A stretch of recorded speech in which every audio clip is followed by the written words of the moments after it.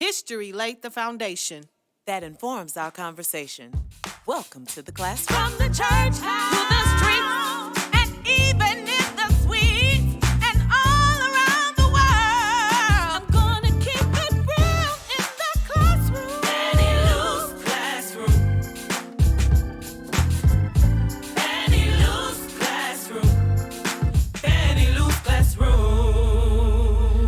Good afternoon. I'm super excited. This is our last show of season 2, and we want to thank everybody for your ongoing support of watching season 2. Many of you went back, binge watched season 1, and we're so excited that we have made it to yet another end of season 2. We could not have done it without many of you tuning in, not only tuning in, but sharing and continue to share Fannie Lou's Classroom. So you can like us on Facebook, like us on Instagram, subscribe to our YouTube channel, and make sure you hit the notification bell so you can be alerted when Fannie Lou Classroom goes live. But we're super excited to be at the end of season 2 with what we think is going to be a very amazing show today, and one that will offer all of us something we can take beyond this show that will help us in our individual lives, as well as how we engage with others around us in our families and also in our communities. And like we always like to do, we couldn't have had a successful season 2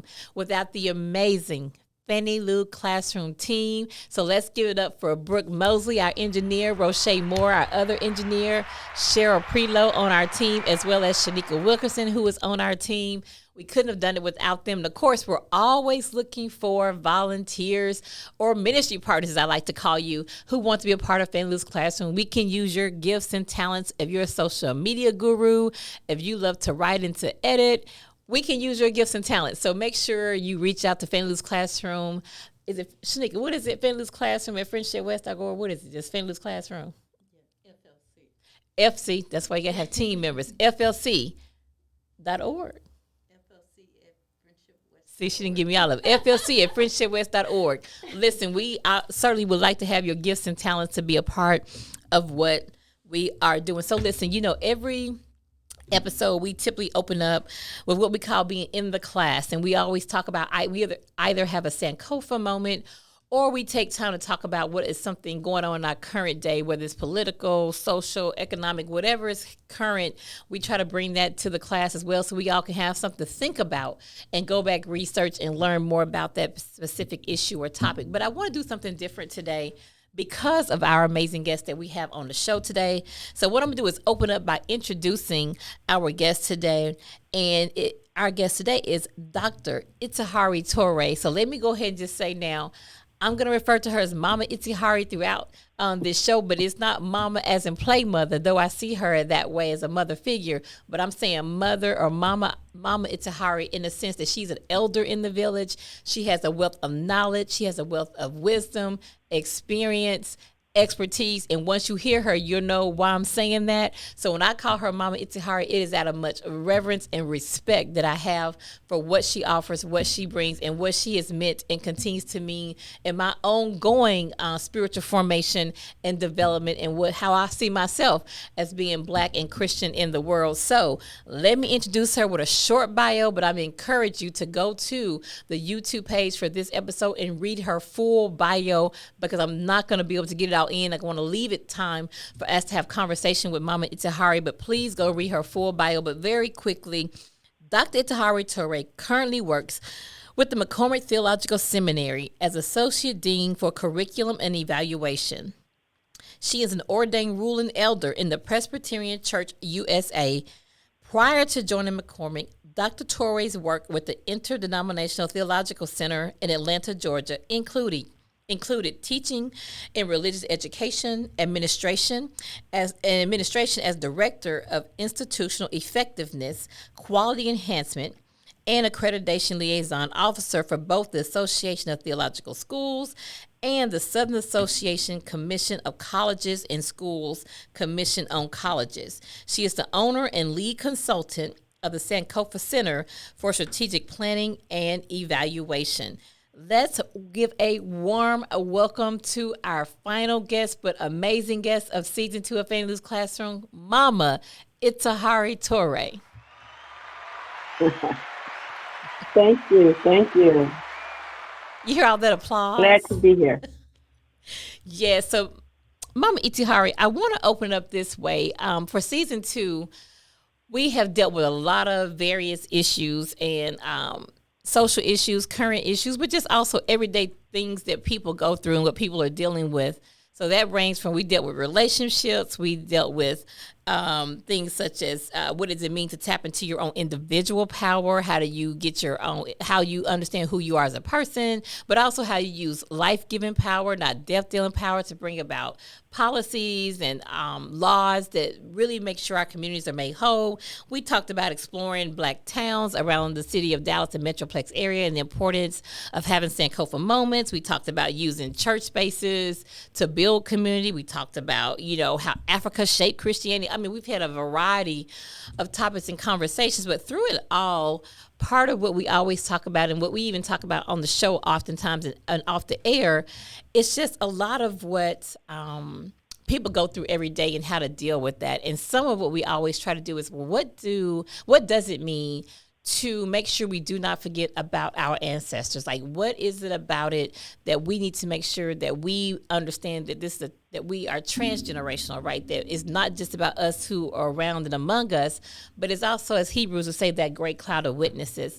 So what I want to do to start the show off, before we kind of get into questions and answer and conversation, you are a ritualist.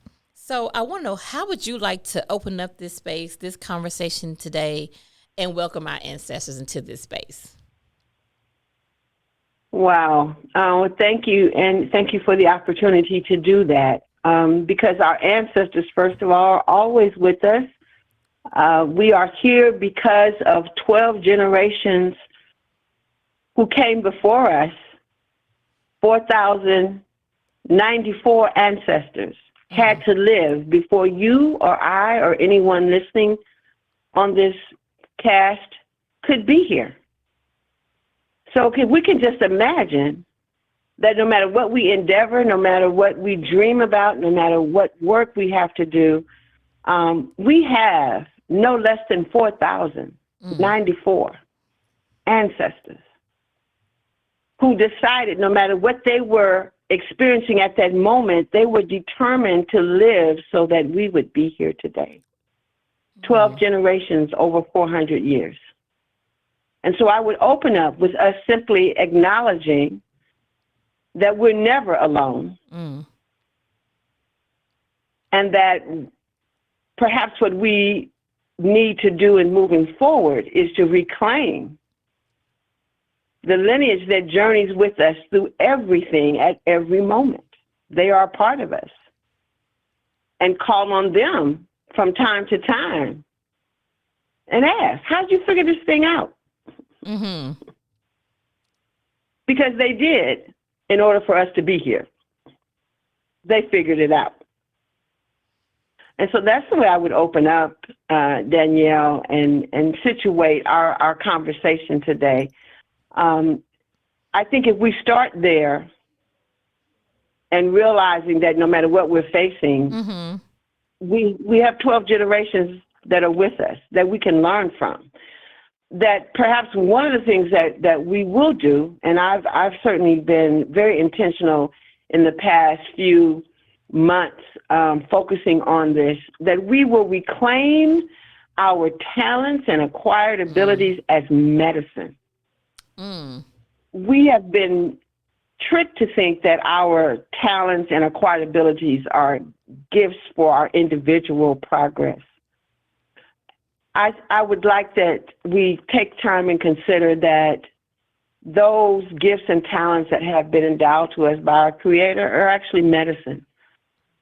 It's medicine not only for what ails us personally and individually, but it's also medicine for our illness collectively. And so just like, you learn to do stuff, some people, maybe they love cooking. It brings them joy. That's their medicine. And so when they're feeling bad, they say, I cook something, right? It's a healing balm. But what we know is it's not just for us. What we know is that medicine, that healing balm, whatever those gifts and talents are, is what the world needs.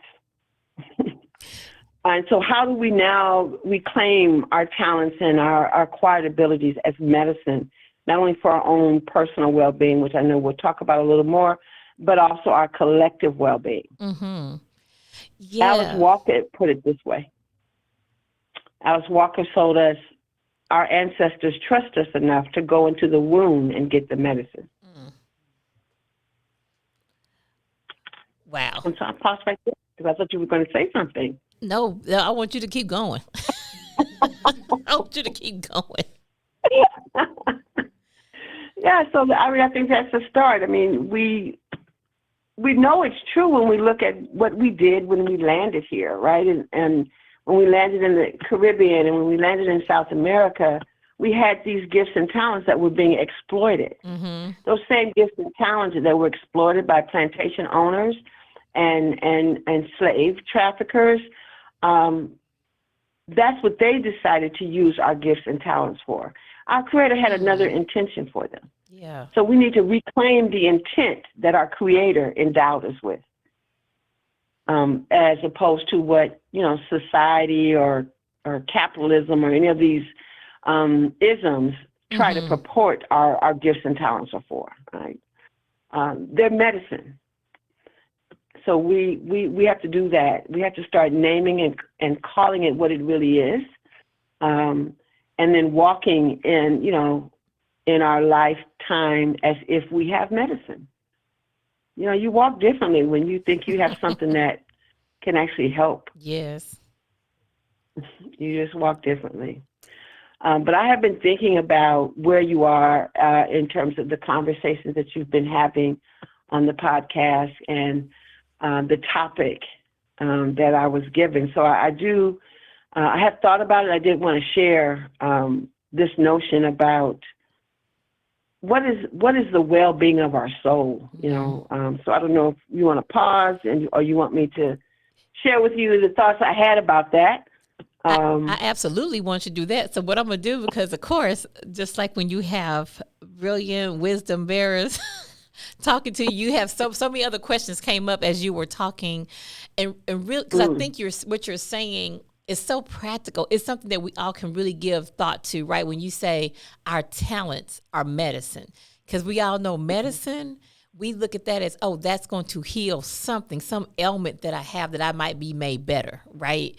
And so I just think that's powerful in and of itself for somebody listening to say, so you telling me I can cook? That's going to give me the ability to heal? And the answer is yes. And I think about, I know people who say, I love cooking. It does something for me. So I invite people over so they can eat. And those are the kind of people get mad when you don't eat right away. Like if they cook it and put it on the table, they get mad. Like the food is hot. Why you not hungry? It don't taste good. Because for them, that helps. That's healing for them. And to me, I feel like they're trying to also say, hey, I'm giving this to you. This is my way of healing, and I'm trying to pass this on to you to enjoy as well, right? So I think by you saying that, you're challenging all of us to think, okay, well, what talents do I have? Because we all have them. I think that's the other thing, right? That, and we'll get to why probably sometimes we have been beat down so much, the psychological, emotional, like many things can really wound us in ways that we will forget that we have talents. That there are God-given talents that we have. And to your point, they were exploited at one time, but how do we go back and really fetch, right, that those talents our ancestors had to say, well, how do we use this for not only our own benefit, but for communal benefit? So I'm also would like for you to just for a moment to do this for me, because sometimes some of us, when we hear, how do we go back and talk to our ancestors? How do we honor the ancestors? Because some of us can think that is not godly, right? Some of us can think that that's anti-Christian, even though they read their Bible and it clearly says, therefore you have a cloud of witnesses. But it's there in the text, right? It's there in Joshua. What do these stones mean? Where you go? You understand? So this idea of Sankofa and returning and remembering is biblical. So can you? Yes. I don't know if I'm using the right word here, but you can correct me. Can we demystify this thing of when you talk about ancestors, talking to the ancestors? Because people do it anyway. They'll sit and say, you know what, my grandma used to do X, Y, Z. That's how I know how she got out of it. You already doing it, right? So I like for you to kind of talk about that for a little bit, and then I want to get into the well-being for the soul. But I want you to kind of unpack that a little bit more and to like free us up to understand what does it mean to really venerate the ancestors, to know that we can call on our ancestors, because we were told not to do that while others continue to do such and build statues of their ancestors. So can you talk to... and teach us to call on their ancestors? Yes, right? yes. You go to grade school and you learn about George Washington and Abraham Lincoln and Thomas Jefferson. Yes. You learn other people. So the challenge that comes is when we have been confused about what we are doing when we call on the names of our ancestors, or we set artifacts in cemeteries for our ancestors. We're confused. We have confused that with worship. As you said, the Bible has taught us and teaches us to honor the God of our ancestors, right? And we read that in Scripture, but we're not really sitting and thinking that it said honor. So veneration is honoring. It is not worship. Right. And so what we have to do for persons who are confused is, oh, you're thinking we're talking about worship. We're not talking about worship. We're talking about reverence, honor, giving due credit. Yes. The very nature of our sacraments help us to do that. So I always think about, for example, communion, that we so cherish as one of our sacraments in the Christian tradition. And that is ancestral veneration. They are remembering the past. They are remembering those who came before them, right? Who left a point of bondage into freedom, and felt that their God had orchestrated their passage. And so communion is a ritual of ancestral veneration. And then we get, our Messiah, our Jesus, who tells us not only to do it every now and then, right, but to do it often. To do it often. To do it as much as you remember me. That's right. Do this. So this is honoring. We don't think about the Last Supper or communion and say, well, Jesus is worshiping. We don't do that. It doesn't even come to our mind. And so then if we can kind of situate that and make that departure and say veneration is honoring what has gone before us, and it is a part of our Christian tradition to honor that which goes before us. And so now we have a liturgy and a doxology that makes special attention and tells us, oh, wait a minute, we got to do this regularly. We have to do it in some denominations every first Sunday. Some denominations do it every first Sunday and also at other times of their liturgical calendar, and lean on that. Do this often. Yes. And so this is the difference. So veneration is honoring, not worship. Thank you. I think that's a really good distinction to have, and we need to know that. So I wanted to make sure you kind of put that out there and said it as only Mama Itihari could say it, because I think we have to free ourselves up from that, right? Because to your point that is part of what can be our healing, is to understand what it means to honor, our ancestors. So now I want to talk about well-being for the soul. But before, and you may have this in your comments, but I want to identify, because I've heard you do this before, and I was blown away when you did it. Can we first identify what is the soul? Yes. So yeah, I'm smiling because there's an African view of the soul, yes, and then there's a view we've been taught. Come on. So I got to start with the African view of the soul, and I start with the African view of the soul because there is no older people on the planet than African people. It is proven archaeologically, genetically, any other way, historically. that African people are the first human people, right? And so I look to what comes out of our African worldview, right? Before I start looking at people who are younger, you know, we might think of it this way. You know who was first born in your family, and so they have a certain set of information that everybody that came after them doesn't have, and they can leverage that and say, well, you know what, this was before you were born, right? Mm-hmm. And so that's a qualifier. And so I qualified what is the soul from an African perspective. The part of the African worldview that we're all familiar with, whether we know anything about African cosmology, is that the soul is eternal, right? That it's the immortal aspect that we all could agree on, even if we don't know anything about African worldview. Where it departs, I think, is this idea that some of us struggle with the soul actually being a dimension of the Creator. Mm. And even though we read that, you know, we're made in God's image, mm-hmm. It's really hard for us to imagine that there is a part of the Creator in us. Well, so in the African worldview, they see the soul as that aspect of the Creator, the sovereign of the universe, the maker of all things. And so the soul represents that immortal aspect of our being that has a divine purpose and abilities straight from the Creator.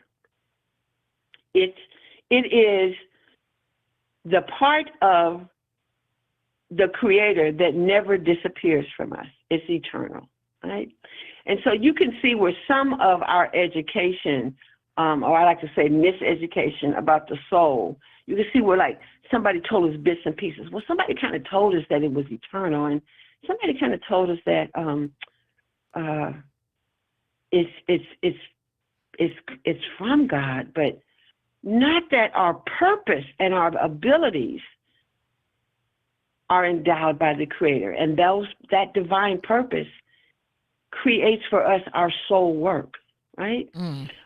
And so when we begin to think about it, it's not just like, the breath, you know, your heartbeat, that's what they mean, is from the Creator. No, in the African worldview, your divine purpose and your abilities are endowed by the Creator, and that those abilities and that purpose is eternal. Mm. That it existed before you became human, and that purpose will exist after you depart from the human flesh, right? That it's eternal. This goes back to why we call on our ancestors. And so that's why I need to mention it, because I'm going to make a connection between why it's so important then.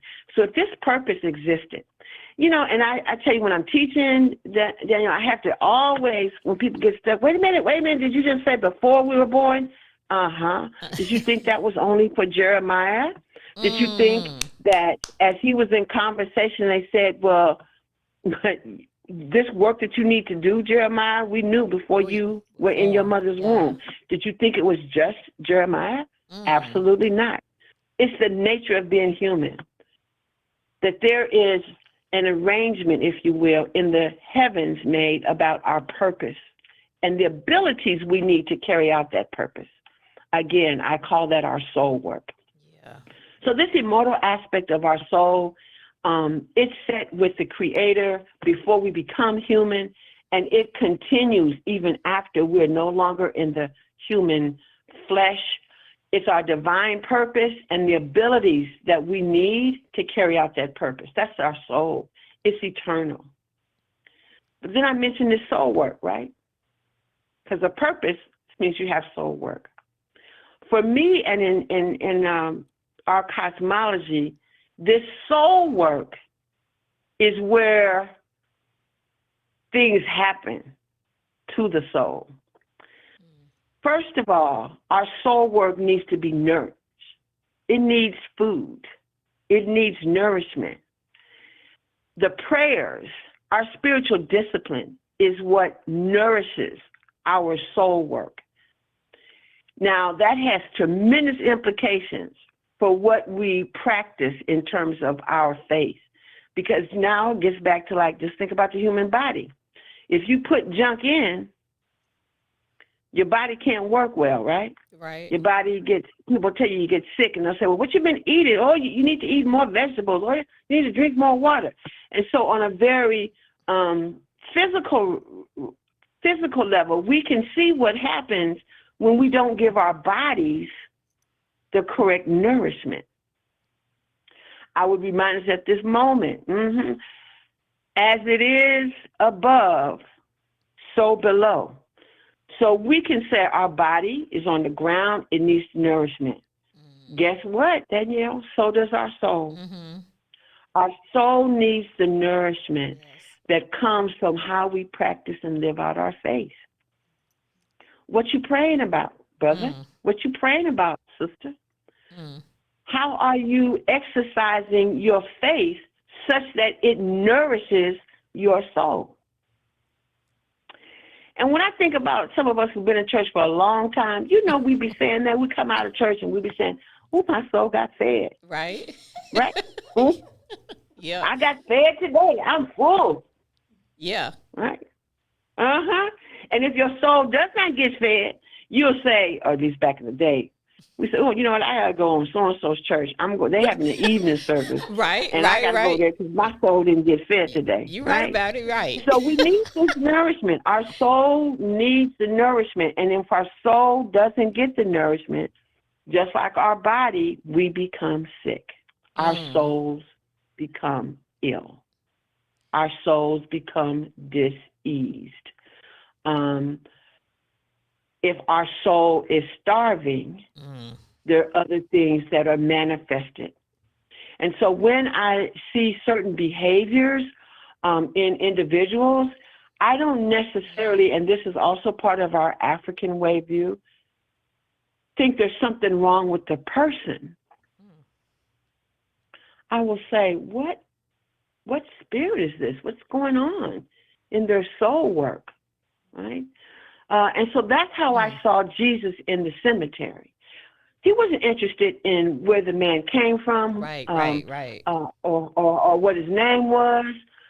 He immediately focused on the soul work,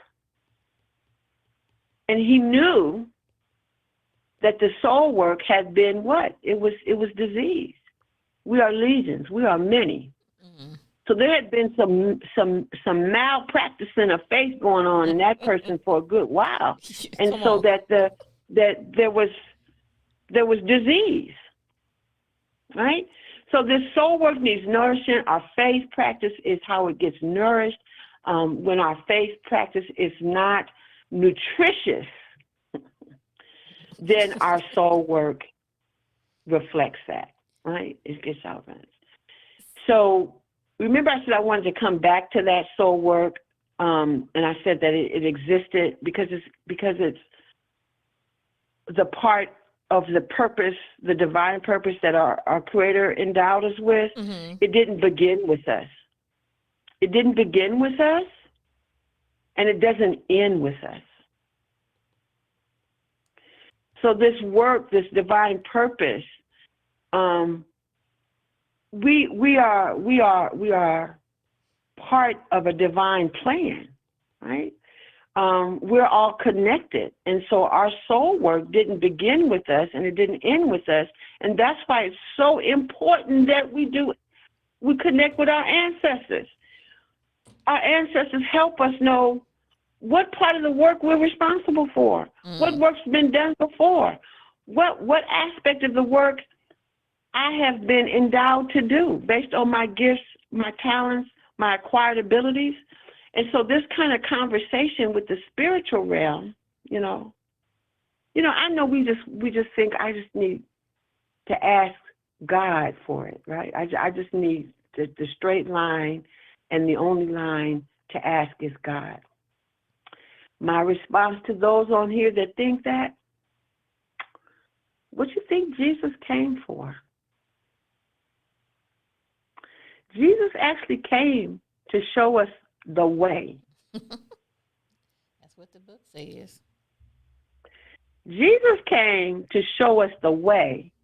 And so if Jesus came to show us the way, and Jesus did things like gathered around the table and remembered the ancestral journey, and if Jesus came to show us the way, and so that's why he pulled together a group of folks that we like to call disciples who worked with him on the divine purpose.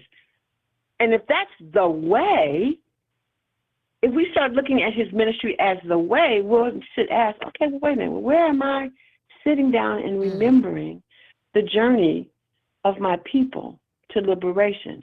Where am I gathering up a group of folks who have similar talents and abilities to help us work in the communities off the side of the road, on the mountaintop, by the sea, wherever you want to place him doing this work with disciples, if that's the way.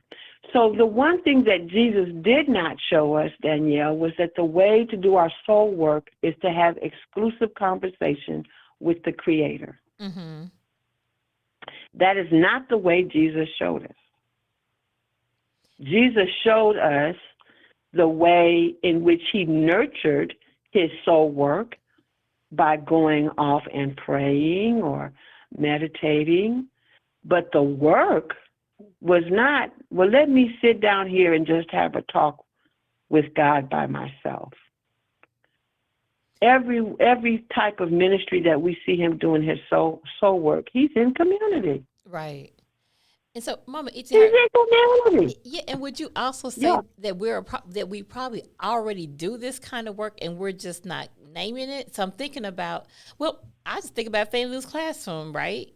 Yes. And just the That's way, right. I mean, this is what you're saying is an example of at least what I think we're attempting to do, right? And understand that she was a practical theologian, that she had a full understanding and a well-rounded theology of who God was, of Jesus and justice, land and labor. Like she lived that out, right? And for her, she said she wanted to be in the streets out there where it was happening because that's where Christ was. Right. So that's right. So for me, that's I think what you're saying makes perfectly good sense. And I think we're doing it as we call it Friendship West. February is the February edition of Black History Month because we do Black History at 365. But, right. So I think part of what people are even doing during Black History Month, right, is when we're going back, remembering the work that someone has done. And many people, I want to do that work. And that's part of, I think, that is part of looking to the ancestors and seeing what work has been left for me to do. And I think it was Katie Camden, right? Dr. Katie Camden. I must do the work my soul must have. And I think that's when we discover what that is. I know for me, I'm always looking to a Fannie Lou Hamer, Dr. Anna Julia Cooper, a Nanny Helen Burroughs, right? And that's what I read, and I'm okay, let's see. Okay, I like that. And I see where she's going with that. So I think, and again, it's how do we show people that you're already doing it? So, you may be thinking it's anti or it's not Christian, but you're doing it already. And so I love you're doing it already. Right. And so and here's the thing. We have relegated that kind of thinking. Let me give another real-time example. If you go in new to a workplace, right, it's your first day, and it's a new position, there's an expectation that somebody's going to bring you some records or files of what happened before you took on the position. Mm-hmm. And if they don't bring you the paperwork, then you're going to expect someone to come and talk to you about what happened before you got into that position. You're going to want the opportunity, right, to glean from their experience and what happened. So we'll have that expectation if we're entering into something new. Now, why we think that as a human being, that there is some work of our Creator that just began with us, and that there is no file, there is no voice, there is no I to tell you what happened before you took this on, and I don't know, because we don't have that expectation when we come into something new. And so, I have folks, I'm new to ministry. I've just getting started in this position at my church, or I've been asked to do something such and such in my community, and I'm so anxious about it, as if the work started with you. Well, but if you ask, if you go to a neighbor and say, you know what, I'm going to be starting this community street fair for the young people in our neighborhood. Anybody do that before? I guarantee you. If that person can't tell you who did it before, they'll say, go check with Mr. So-and-so. He's been living here 30 years. He would know. And so you go up the way a bit, you meet Mr. John. Mr. John says, oh, yeah, back in 1960, they tried to do something like this on the street. So there's very few things. Very few. That we could enter in which God has said, you the first and the only. Right. I just, I'm waiting. I've not had that encounter yet. But, I don't dismiss anything when it comes to God. But there's just very few. You're the first and you're the only. Okay. And so one of the things that will help us be better equipped, just like we could if it was a job. We feel that would better equip us if we knew what happened before us. That's right. Right? And this is the importance of getting to know about who we are as a people. Who knows what confidence we might have? Because sometimes, Danielle, the very people who done the work before are part of our lineage. Right. And we don't even know that until we start investigating our lineage, and then we find out, oh, my goodness. That's right. I thought I was the first, and here I found out I had an aunt, a cousin, who did this. Mm-hmm. So now we understand why we are doing it, because we are actually carrying on the divine purpose that was started in our lineage by someone who came before us. And I would venture to say, if we do our soul work with excellence and with intentionality, that there will be those yet born who will then be calling on our name and saying, wow, I had an auntie, my great auntie Danielle, and she used to do podcasts. And when she did these podcasts, she would call this, and so I'm not alone in this work. I had this ancestor. So if we do our work, and mind you, I did say with excellence and intentionality, because just because you're doing the work, the soul work, does not mean it's excellent. Yes, ma'am. I'm so glad you. So we're only talking about people who have decided to do their soul work with excellence, and with intentionality. Hear that, excellence and intentionality. And I won't go into the experience I had with Mama Itihari and Dr. Melva at Howard one summer. How I can tell you that what she's saying is absolutely true. What I discovered about the work that I did and why I do what I do, and it's clear to me why I do what I do. By learning something in my lineage that took place. So I can say firsthand that is so true, right? And it's so important to do. You thinking, I'm an entrepreneur, I'm the first one in my family. Then you find out, your great-grandfather had a grocery store off in the neighborhood on the corner, selling stuff. You didn't even know that, right? That's right. That's right. So what I want to turn to now, Mama Itihari, is so let me say this, and you can tell me if you agree with this or not, and if incorrect.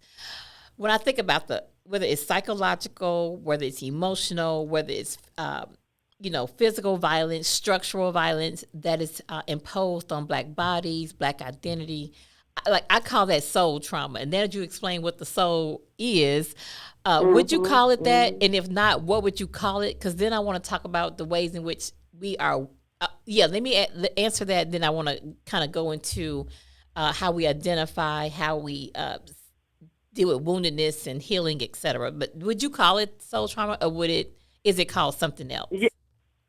No, I would definitely call it soul trauma, because remember I said that there's the immortal aspect of our soul is the purpose and the capacities, right?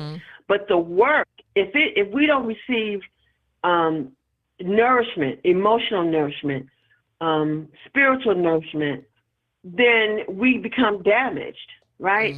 And unfortunately, as you said, there have been intentional, what I call non-life-giving dreams, and that have been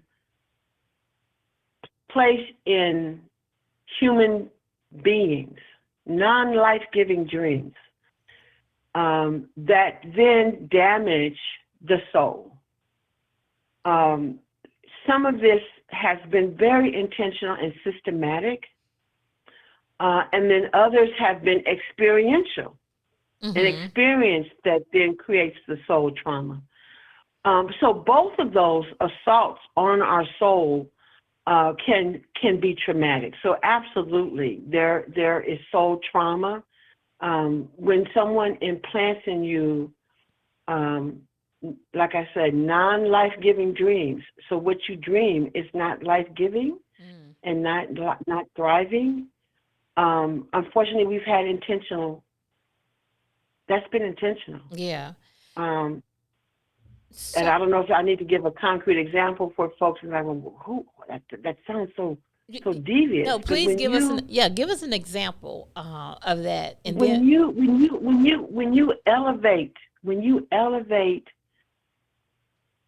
elevate and celebrate violence,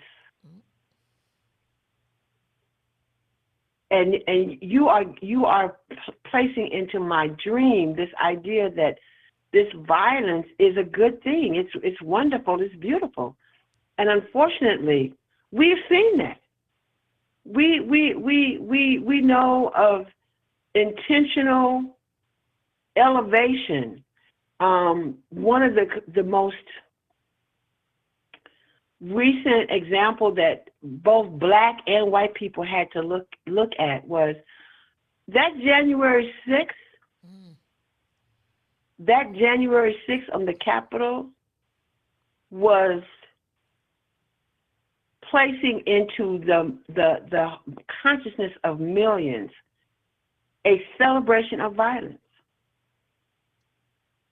So you had a noose, you had a hanging noose, celebrated. Somebody dreamt that. Somebody the night before imagined that, or 2 nights before. This was part of them imagining what it would look like if they took over the Capitol. Right. They imagined. So when I saw them act, I said, do you understand that had to have been imagined before it happened? So now think of other instances where before something happened, people were imagining non-life-giving. And unfortunately, the sad thing is that when we think about it that way, we now recognize that it's not just that one incident, but that's happening on a daily basis. Yes. Where folks are imagining this before it actually happened. So let's. So go ahead. I'm sorry. Go ahead. Yeah. So that's traumatic. That's soul trauma. So now I'm wondering, and so that's a concrete example. Like you're saying, there's so many others that could be structural, that could be physical, it could be intimate, right? It could come at us in all kind of ways, particularly as Black folks. So now let's talk about then, well, what can we do to, one, how do we identify the woundedness? How do we identify the trauma? And then how do we move towards healing, right? Because the part of it we want to end on is that what does it mean where we can enter, Black folks can enter into sacred rest, right? Where we can talk about what it means for healing and well-being for our souls with all of the soul trauma we do experience, really, for a lot of us daily, right? Right. So how do we identify? Because sometimes I don't know if we even know we're wounded. We're just operating out of our woundedness.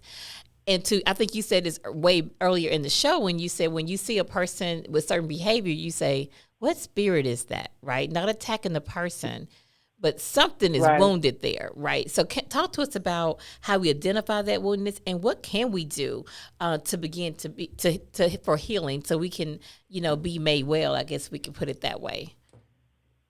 Okay. Yeah. Because I am a keeper of ritual. Yes. I am constantly thinking of that, because ritual work is to create portals for the very work that you're saying. And so there's some things I think are really essential for us right now, because we are dealing with these non-life-giving spaces Yes. and dreams. That one of the things that we have to do, especially in the context of the church, is we got to create spaces for recovery. We often jump too quickly to healing and being healed, when I need a space that I could just breathe and wait, and so that I'm not anxious about, am I okay? So where are the spaces? How do we, whether we do it liturgically, whether we think about the songs that we select to sing in a worship service, or what do we think about how we enter into conversations with folks? Let's not rush people to a point of, I'm okay. Let's create spaces of, I'm on my way. I ain't there yet. Mm-hmm. So we need more recovery spaces. When I have been operating in a mode of survival, right, for like 5-6 years, whether it's surviving domestic violence or surviving some violent episode, whatever it is that I've come out of in terms of just surviving, I develop a way of being based on surviving. Right. I can't rush. You got to give me a minute to get out of survival mode, So how do we do that, to create spaces and name them and allow people to be okay in recovering? Then, I think the other thing is that we have to do the revolutionary act of speaking to and participating in life-giving dreams. That the assault on our soul is so vigilant that we have to be just as vigilant in creating life-giving dreams and life-giving spaces.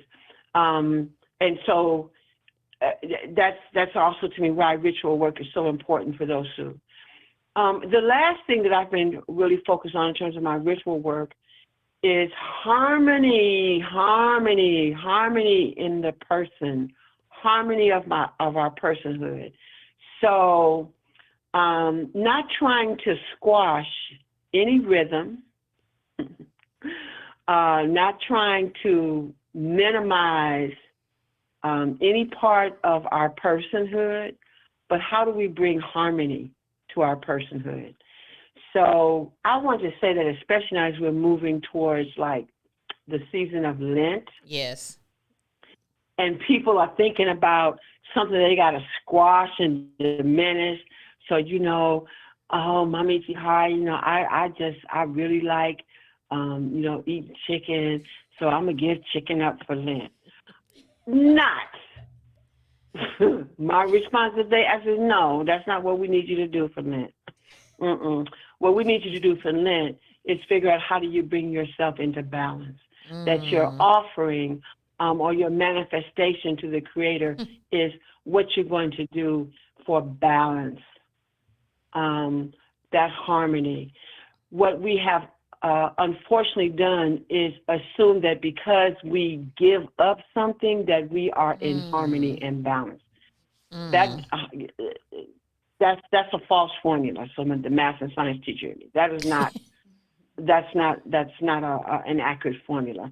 And so what is pleasing in this period of preparation is to gain harmony, is to gain balance. There may be something you would do less of and more of at the same time.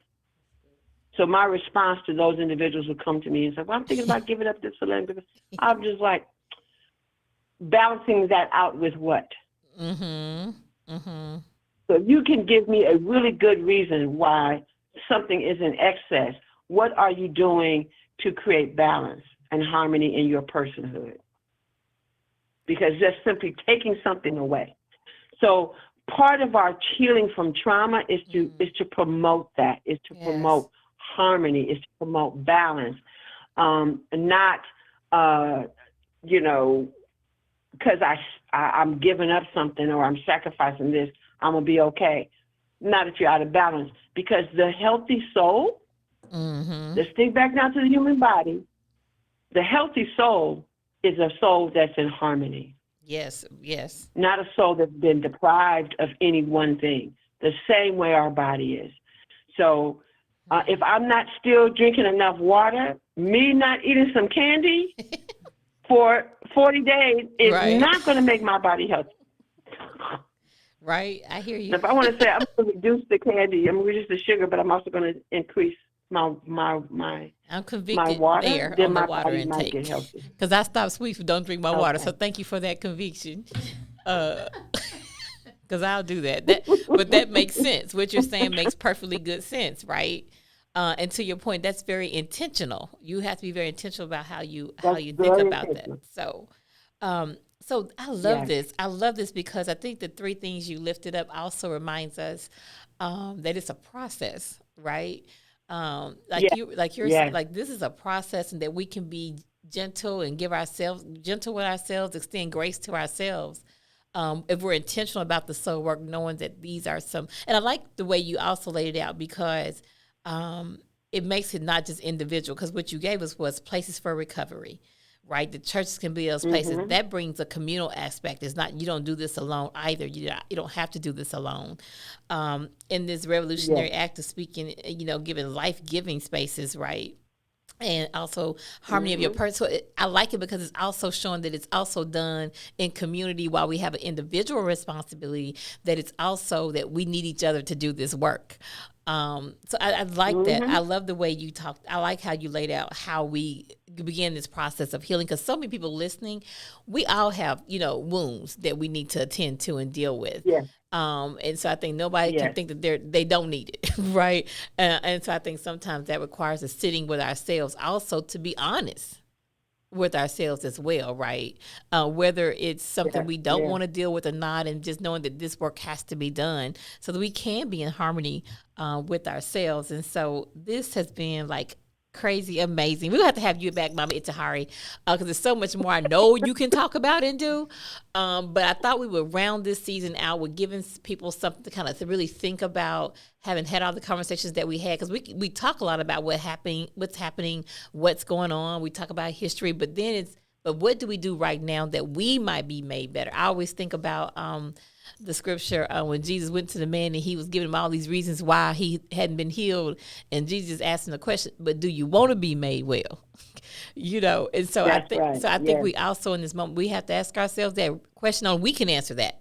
That's not for someone else to answer. Yeah. That's something we ask ourselves, and we got to be honest with ourselves. Well, do I really want to be made well? Or do I want to keep operating out of what's not healthy, but it's what I know? Like you said, survival mode, right? And so talk to us about, and this is how we'll end it here. You laid out for us, what is soul trauma, how we can heal from the wounds and heal from the soul trauma. What would you say? If I say, okay, Mama Itihari, I hear what she's saying. Let me write this down. I'm going to really be intentional about this. Is there a way for me to know if I'm healing, if the healing is taking place? Oh, I definitely believe so. Because of this idea of a purpose, right, and abilities. When we are operating in our purpose, there is a rekindling or rejuvenation of that immortal aspect of our being.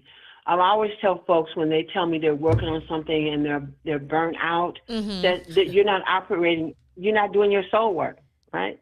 So one of the things is this rekindling, this surge of energy that one gets when you begin. On a very, very, very practical, everyday kind of level, I think when you are actually in a process of healing and recovering, the joy shows up. Mm. And the joy shows up. Sometimes they're very simple things, but you find that you actually feel light in your heart, like, Mm-hmm. you know. And so, you know, I think what we also have to do is the revolutionary act of not shortchanging or abrupting our joy. Because when we're traumatized, when our soul is traumatized, the joy is so unfamiliar that we'll shut it down. Like, okay, wait, this can't be happening. And so this is why you do need to be in community, because you need that person next to you and say, sit in that joy. Mm-hmm. Oh, we're not going to just have it for 5 minutes or 10 minutes. You know, go ahead and sit in it. And so you have to have that voice, because when you're traumatized, you're not used to it. The other thing that I think is a sign of the healing is possibilities. That conscious idea shows up in your head more often. Mm-hmm. Oh, this is possible. It's possible. Wait, that might be possible. So, you know, you don't shortchange your healing because it hasn't happened. You recognize your healing because you see the possibilities. Because that's what trauma also interrupts. Mm. It's so painful. You don't even think about what's possible anymore. Wow. And so a sign of your healing is when you start saying, wait a minute, that's possible. No matter what it is. Mm-hmm. But the idea that you see it's possible, you're on the way. Your soul is in repair. You're healing. Yes. Because you're now able to see what's possible. When you're traumatized, you can't see the possibilities. Mama, I'm gonna tell you, you're coming through very clear through this technology. Shanika's over here almost shouting in her chair because of what you're sharing. Because it's so. I mean, because that's what truth does too, right? When you're speaking the truth, and that truth, the book says it sets you free. So I think you know you're setting people free with this word, because it's so important to hear this and to hear it. And you know, you just have your own delivery too, right? You're very calm. You're very intentional when you're speaking. So I think people can receive this, right? And I think just your authenticity, right, definitely just comes through, even via technology. We thank you for sharing with us today. I think this has been so powerful. I think this is something that, particularly as Black folks, the trauma we face day in and day out, for us to say it's okay to step back, sit down, and to really think about your own well-being, right? Regardless if somebody else is pulling here and pulling there, stop and think about your own well-being, and don't put that over somebody else's well-being, right? And you giving some very practical steps to do that. I love how you let us know when we say we have a soul, what that means. Because to me, that when you talked about that alone was liberating. When people can say, oh, well, yeah, you know, that makes sense. It does say, before I knew you in your mother's womb. And like you said, that wasn't just Jeremiah. Right. So if that's the case, you know, how do we take care of that? So we need to care for that, to your point, to nourish, to nurture that, so that we can be in harmony with ourselves. So thank you so much for sharing with us today. So I want to end this segment, but I want to now move into something just for a moment, because again, you shared so much, but we know Mama Itihari is, you know, we know you're more than just one-dimensional, and we know that. So I just want you to share with our listening audience, you know, what brings you joy? What do you enjoy doing in life? Like, who are you? What do we want to know about you beyond your resume? We have all your credentials. The thing that I enjoy the most, which is why I know the ritual work is my soul work. Mm-hmm. I so enjoy being myself with others and welcoming their being. I just enjoy that. Like I enjoy trying to get to know your being, right? Not what you do. Mm-hmm. And then our beings, you know, like I get to be and you get to be. I just really enjoy that. And so ritual work, supports me in being able to do that. So that's what I enjoy. What I have fun at, what I have fun with is playing with my grandbabies. Come on. Yes. Oh, geez. I have fun. So, it's about time, almost time for them to get in. Okay. I go pick them up from school, and we have discussion in the car, and then we play. And so I'm just so grateful that, I am able to do that on a regular basis, and so we have fun. We make up characters. We imagine other worlds. Yes. So that's where everything that I hope for in terms of the ritual work and the intent of ritual, I just all those hopes I express them through them and with them. But I think those are the two things I love the most. I'd love to get to know how somebody be, and then we get to exchange, and then my grandbaby. Your grandbaby. Well, listen, we know those grandbabies are exceptionally blessed to have you as the grandmother, and we are blessed also to have you as part of our village. And I'm so appreciative that you agreed to come on the show and to share this with us. And we're going to have you back in season 3 and probably in between just at Friendship West period to do some of this work with us and to walk us on this journey, because we are all in need of healing. And how do we do that in ways outside of a Sunday morning, right? How do we really create that intentional space? Yeah. So thank you, Mama Itihari. Let's give it up for Mama Itihari for being on the show today. Yes. Thank you for inviting me. I look forward to another opportunity. Yes, ma'am. Thank you so much. Have an amazing rest of your day. So listen, I know you all enjoyed that from Mama Itihari on today. What an amazing show. What an amazing season 2, and what a way to end it. So remember, do the work your soul must have. Nourish and nurture your soul, because it is the very essence of who you are. And so we thank you for supporting us once again for another full season of Fannie Lou's Classroom. So as we end today, this last episode of season 2, make sure you stay tuned and stay connected to our Instagram, Facebook, YouTube channel. We'll continue to replay seasons 1 and 2, and you can binge watch that thing, and you never know, we may have a pop-up show as well. So make sure you have that notification bell hit so you can make sure you're alerted when we go live. So thank you for your support. And again, thank our amazing team, Brooke, Roche, Cheryl, and Shanika, for all they've done to make sure we had a successful season 2. Until then, be blessed.